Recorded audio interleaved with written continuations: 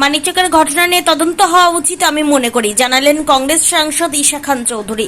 তিনি আরও জানান, বিদ্যুৎ মন্ত্রী বলেছেন জমি জটের কারণে এখানে ইলেকট্রিক ট্রান্সফরমার বসানো যাচ্ছে না 3টি।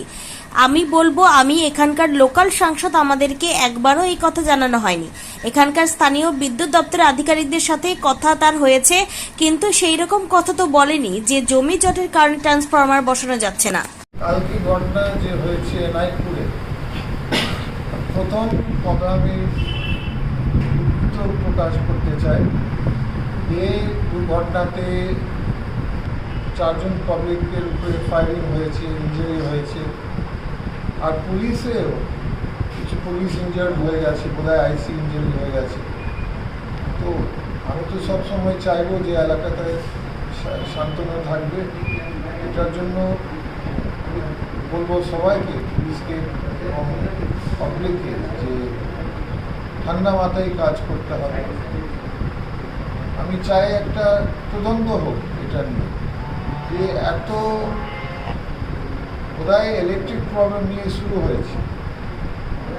আমি যে কথা শুনেছি যে ইলেকট্রিক প্রবলেম সকালের রাস্তার বন্ধ করার জন্য এটা দিয়ে শুরু হয়নি, তার আগে রাত্রে যখন মহরম চলছিল, কিছু লোকরা গেছে ইলেকট্রিক অফিসে, রাত্রে বলতে রাত্রি 12টার পরে হয়তো একটা কমপ্লেন্ট ওরা করেছে লোকাল ইলেকট্রিক অফিসের কাছে।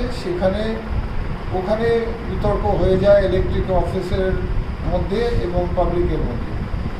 তারপরে ওখানে পুলিশ যে একটা লাঠি চার্জ করেছেন, এটার জন্য মানুষরা নাকি সকালে রাস্তা বন্ধ রেখেছেন। এটা আমরা শোনার কথা, আমি তো ছিলাম না, এটা শোনার কথা বিভিন্ন লোকের কাছে। এটা তদন্ত করতে হবে যে এই বিষয়টা এত বড় হয়ে গেছে কী করে আমরা বুঝতে পারছি না। কিন্তু আমরা ভায়োলেন্স কোনোদিন কন্ডোম করতে পারি না, মারপিট ভায়োলেন্স এটা করা ঠিক হয়নি কারোর কাছ থেকে। তো আমি বলবো তদন্ত দরকার, ভালো তদন্ত, যাতে যারা ইনভলভ আছে ঘটনাতে সেইগুলো যদি পুলিশ ধরে নেয় সেটা আলাদা ব্যাপার, কিন্তু যাকে তাকে ধরার ঠিক নয়। কারণ অনেক যখন ধরছে পুলিশ, হয়তো দুটো মানুষকে ইনভলভ মানুষকে ধরছে আর দুটো নিরপেক্ষ মানে দুটো মানুষ ধরছে যারা ইনভলভ ছিল না।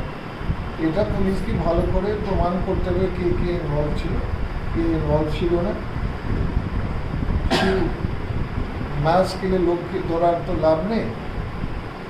আর পার্টি ইনভলভমেন্ট, কারো পার্টি ইনভলভমেন্ট ছিল, এটা একটা ম্যাস রিয়াকশন। পাবলিকের হয়তো